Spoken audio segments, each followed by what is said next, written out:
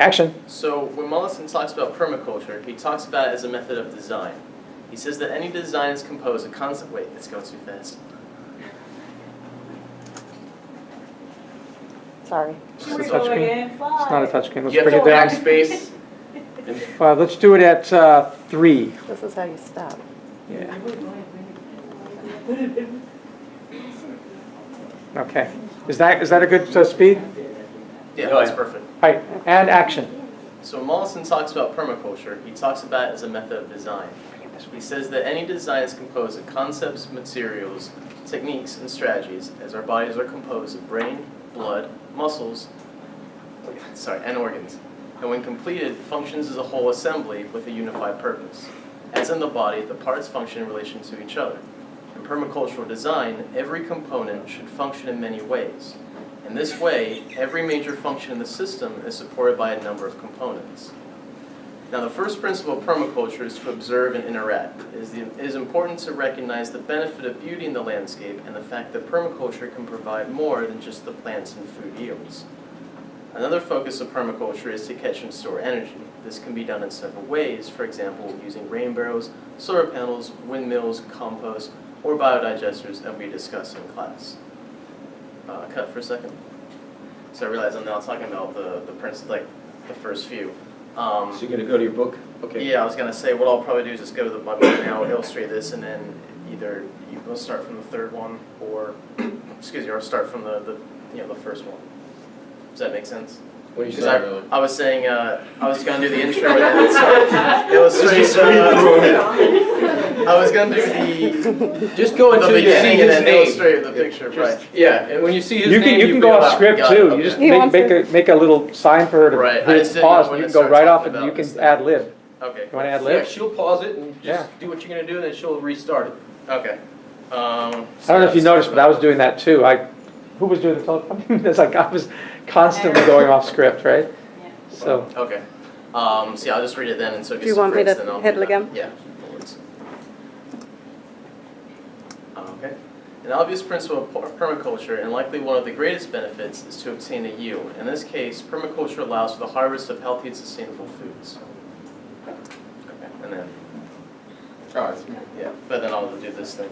Yeah, go ahead. Okay. Hold on, he's going to do his 1 book. second. Yeah. You can join him. We're supposed to do it together or what? No, wait Now till your he's book done. is off the and then page. I'll You're do it. next. Okay, keep going. So this is from Mollison's textbook, and basically this is showing a comparison between the permaculture method of producing an egg and the industrialized Western model of producing an egg. So you can see all the inputs that go into producing an egg. You have all the iron ore that's processed, coal, manufacturing, it's powered by a power station. You have chemicals, fertilizer, plastics, biocides. All of this is going into both the construction of the wiring for the fence of the chicken and also for the pellets that it feeds on. So you're putting in a lot of different inputs, using a lot of different resources just to produce an egg, which may be of low quality because the pellets are of low quality. This also sometimes produces disease in chickens, which could lead to contaminated manures. So this is a pretty high energy system that isn't self-regulating. So one of the things that we try to do when we design a permacultural system is we try to allow it so that all the components feed into each other.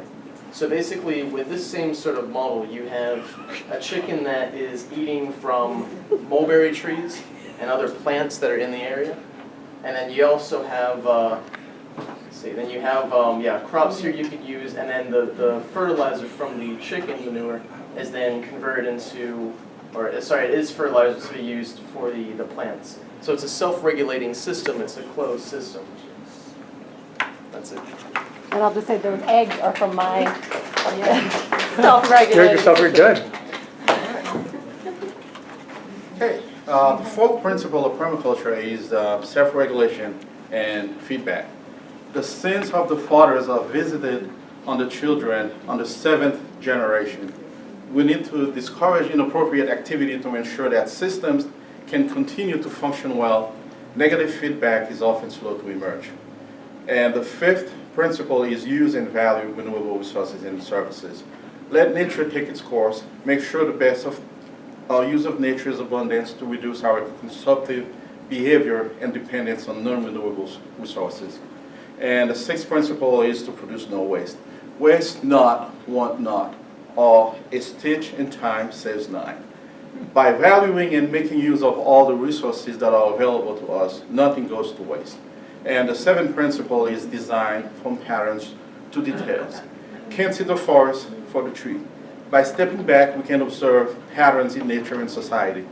These can form the backbone of our designs with the details filled in as we go.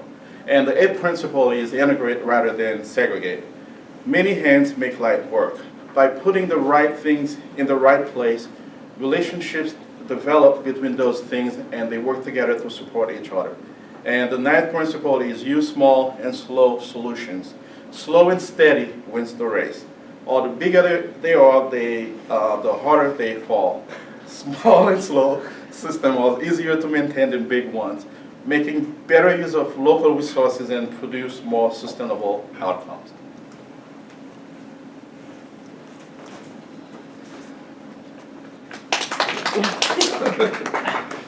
Permaculture requires an interconnected system of symbiotic processes and webs of reciprocity. Wait, pause, cut. If you guys can come in, they're they're finishing their film up. I think they enjoy watching it. Rebecca just wanted to tell you that she's going to be staying here for the night. Oh, okay.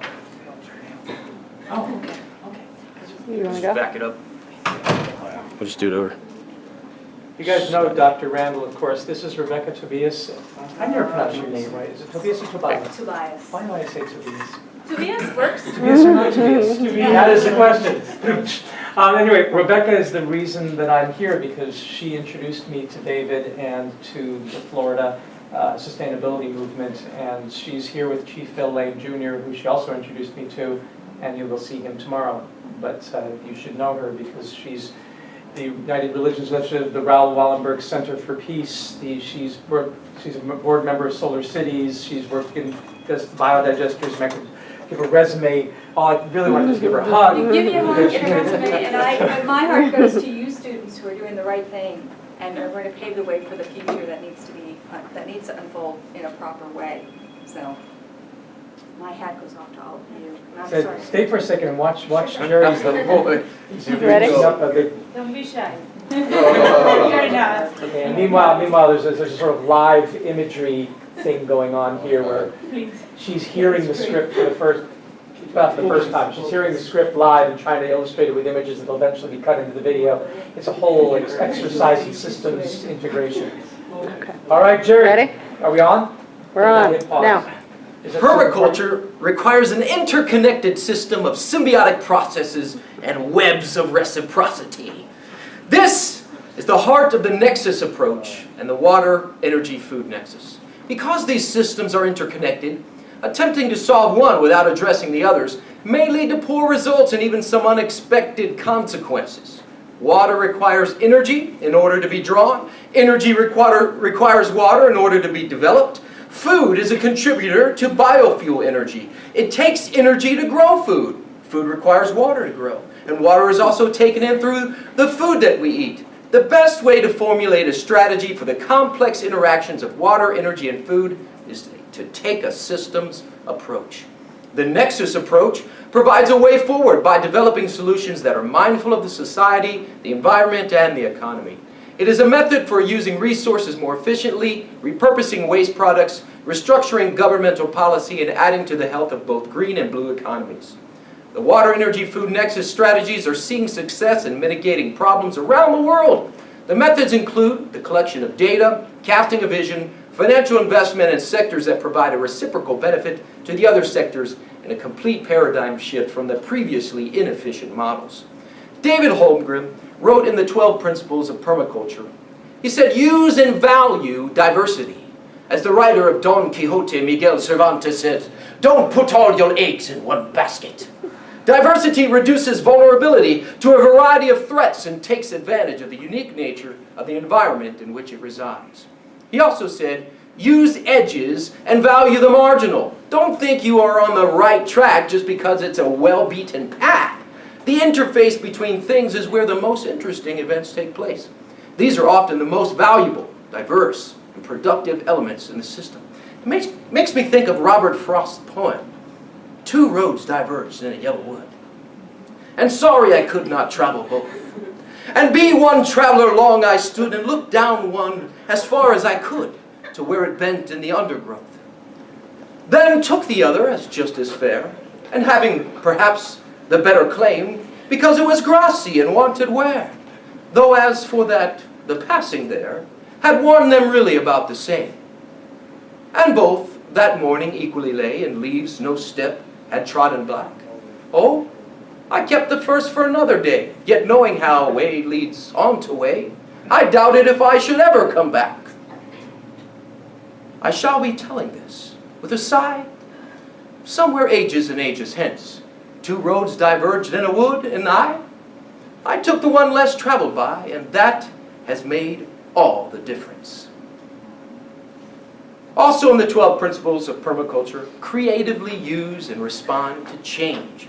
Vision is not seeing things as they are, but as they will be. Begin with the end in mind. We can have a positive impact on inevitable change by carefully observing and then intervening at the right time.